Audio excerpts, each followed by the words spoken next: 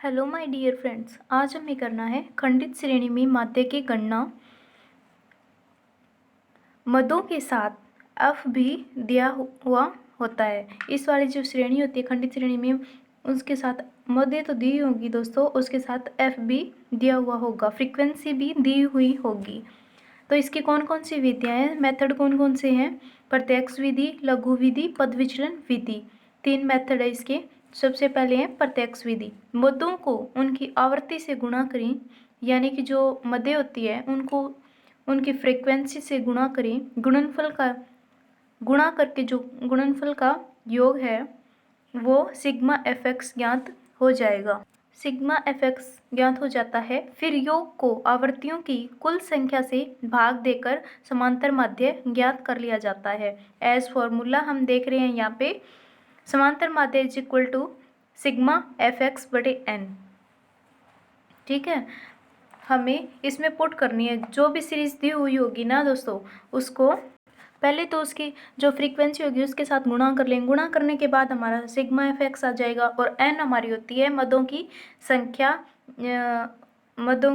संख्या, यानी कि जोड़, टोटल कर लेंगे उसका, और फिर उसको सूत्र में डाल देंगे और मल्टीप्लाई कर देंगे, या फिर डिवाइडेड करना होगा तो कर देंगे हम, फिर हमारा आंसर आ जाएगा। नेक्स्ट है लघु विधि, शॉर्टकट मेथड की बात कर रहा है यहाँ पे। कल्पित माध्य ए मान लेंगे, प्रत्येक मद में से घटा देंगे। पता ही है ये वाला फॉर्मूला पीछे था हमारा कि x में से जब a घटाएंगे तो d प्राप्त हो जाएगा। d विचलनों और आवृत्तियों को गुणनफलों को जोड़कर EFD प्राप्त कर दें। इसमें D हमारा हो गया और EF प्राप्त करना है दोस्तों। कैसे करें? विचलनों यानी कि आवृत्तियां फ्रीक्वेंसी के साथ गुणनफलों को जोड़ लें। जो जैसे पीछे हमने गुणा की थी आवृत्तियों के साथ, वैसे ही करनी है इसमें भी, और फिर जोड़ लें, D को उनके साथ जोड़ लें, फिर सिग्मा FD प्राप्त कर लें। प्राप्त करने के बाद फॉर्मूला में पुट कर दें उसको। फॉर्मूला है हमारा समांतर माध्य is equal to A plus sigma F D बटे एन। बस दोस्तों इनमें थोड़ा थोड़ा चेंजेस है। चलिए तीसरी करते हैं पद विचलन विधि। पद विचलन विधि होती है ए कल्पित माध्य मान ले और x में से a घटाकर d ज्ञात कर ले।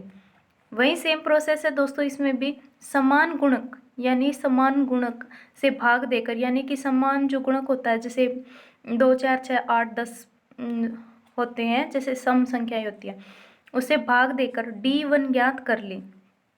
D1 को आवृत्तियों से गुणा करें, या D डैश भी बोल सकते हैं दोस्तों हम इसको। फिर जो गुणनफल का योग आएगा ना दोस्तों, वो तो हो जाएगा हमारा सिग्मा एफ डी डैश, या FD1 भी बोल सकते हैं। ज्ञात करिए। आइए यहाँ पे समान गुणक जैसे कि मैंने बताया 2 4 6 8 10 हो जाएगा, जो भी हमारी सीरीज में दिया होगा। अब इसको हम फॉर्मूला में पुट कर देंगे। फॉर्मूला में पुट कैसे करेंगे? समांतर माध्य इज इक्वल टू ए हमारा यहाँ पे क्या है? कल्पित माध्य, plus sigma F D dash. Sigma F D dash हमने पीछे ज्ञात ही किया है, विधि बताई दी इसने, और गुणा आई हमारा समान गुणक है, और n है वो मदों की संख्या या मदों का जोड़। ठीक है दोस्तों। नेक्स्ट है सतत श्रेणी में अब माध्यिका की गणना हम कैसे करेंगे? तो इसकी भी तीनों ही विधियां हैं। प्रत्यक्ष विधि में करेंगे दोस्तों।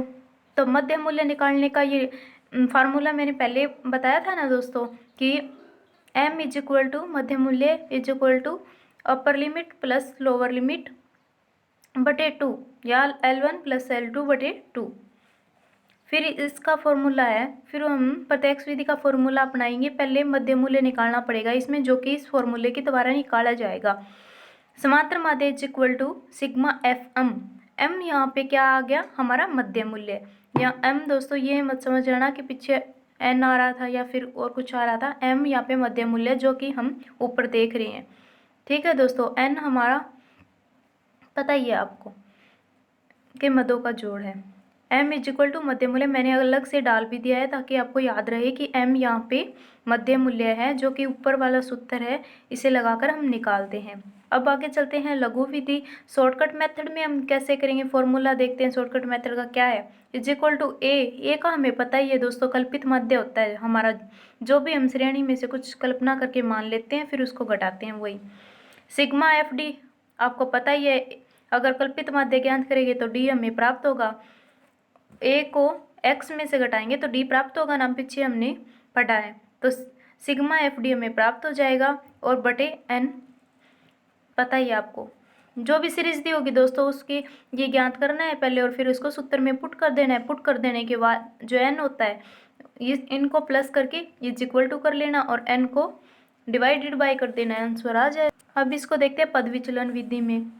पद विचलन विधि में है फार्मूला हमारा A plus sigma F D one बटे एन गुणा आई। तो दोस्तों आपको पता ही है यहाँ पे सिग्मा एफ डी पीछे वाली जो श्रेणी में हमने किया है एफ डी वन जो कि समान गुणक से भाग देने पर हमारा डी वन ज्ञात हो जाता है, वही है। बस यहाँ पे आई है वो समान गुणक है, बस उसको श्रेणी में जो भी अंक दिए होंगे इनके अकॉर्डिंग फिट करके बस थोड़ा सा ही करना है, आगे मल्टीप्लाई करना है या फिर इसने जो कुछ दे रखा है वो करना है, फिर हमारा आंसर आ जाएगा। अब इसके मेरिट्स देख लेते हैं दोस्तों। मेरिट और डीमेरिट दोनों ही चीज़ें होती है। डीमेरिट मैंने यानी नहीं डाली, इनके अकॉर्डिंग ही हम कर लेंगे। जैसे यहाँ पे है मेरिट, समझने में आसानी होती है। प्रतिनिधि मूल्य होता है मीडियन का, सदैव निश्चित रहता है, तुलना में सहायक होता है, कंपैरिजन में सहायक होता है, गणितीय मूल्य ज्ञात करता है, शुद्धता की जांच संभव है और स्थिर है। अब आता है दोस्तों हमारा स्थितिजन्य माध्य। Calculation of median. मीडियन की कैलकुलेशन हम कैसे करेंगे? व्यक्तिगत श्रेणी में, खंडित श्रेणी में, तत्श्रेणी में, बिंदु रेखीय विधि द्वारा। अब आता है हमारा व्यक्तिगत श्रेणी में माध्यिका की गणना, कैलकुलेशन ऑफ मीडियन। और व्यक्तिगत श्रेणी में फॉर्मूला है इसका m is equal to size of n plus 1 बटे 2 और एंड देन कोई भी आइटम।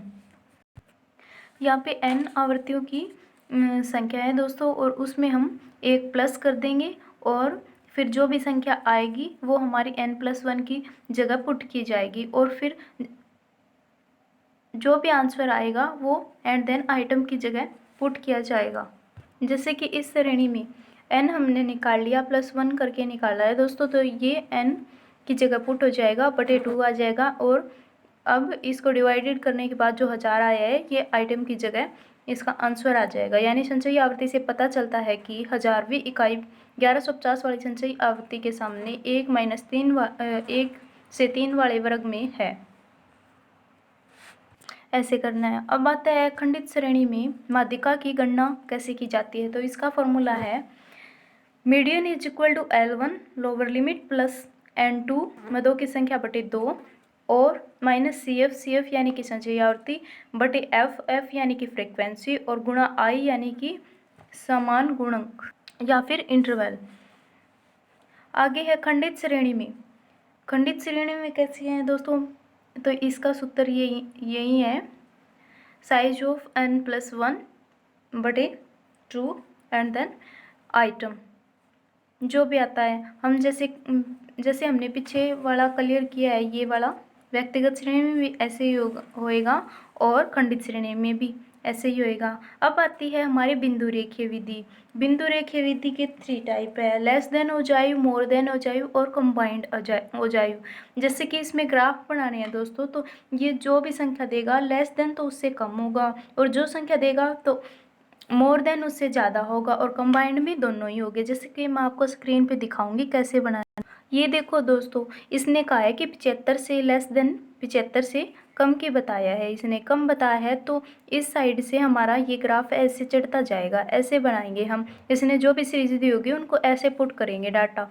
अगर ये कहता कि मोर देन ओजाइव तो मोर देन में हम 75 से आगे से और इस तरफ लेके आते, जैसे कि दोस्तों ये दिखाई दे रहा है। मैं बता रही थी ना कि ऐसे ऐसे लेके आते। अब ये मोर देन हो गया। अब दोनों मिक्स देखते, कंबाइंड ओजाइव ये होगा लेस देन और मोर देन दोनों होंगे और एक बिंदु पे काटेंगे, बीच में जहाँ टच होंगे वहाँ पर संयुक्त ओजाइव यानी कि हमारा कंबाइंड ओजाइव, यानी कि यहाँ पे हमारा कंबाइंड ओजाइव होगा। बहुत ही आसान विधि थी दोस्तों ओजाइव वाली। अब देखते हैं मोड बहुलक। दोस्तों यही टॉपिक रहता है बस हमारा, आज हम इस लेसन को पूरा कर लेंगे। चलिए बहुलक यानी कि मोड यानी कि बार बार आवर्ती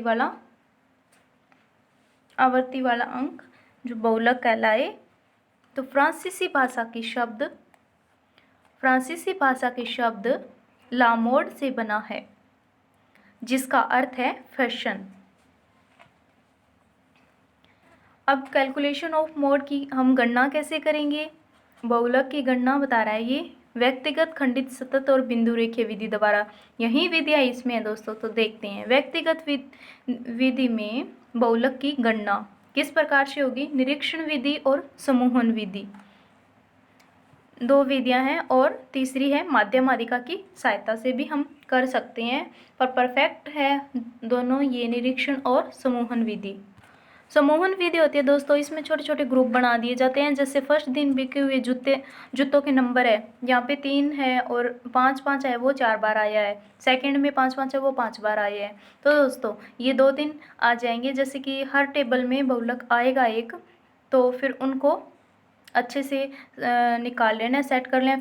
फिर उनमें से सबसे ज़्यादा आवृत्ति होती है उसके अकॉर्डिंग बहुलक निकालेंगे। अब आती है निरीक्षण विधि। निरीक्षण विधि में आंकड़ों को क्रमानुसार व्यवस्थित करके देख लें कि कौन सा मद सबसे ज़्यादा बार आए। ये सबसे ईजी विधि होती है दोस्तों, इसमें सिर्फ देखना ही होता है। अब आ गया माध्य व माध्यिका के अनुसार। मोड इज इक्वल टू, यानी कि जेड को हम मोड बोलते हैं, इज इक्वल टू 3 मीडियन और एम यानी कि मध्य मूल्य -2 मीडियन समांतर माध्य। ये इसका सूत्र है दोस्तों, यानी कि माध्यिका को 3 से गुणा कर ले और मीन को 2 से गुणा कर ले, फिर इज इक्वल टू आ जाएगा हमारा मोड। अब खंडित श्रेणी में गणना देखेंगे हम।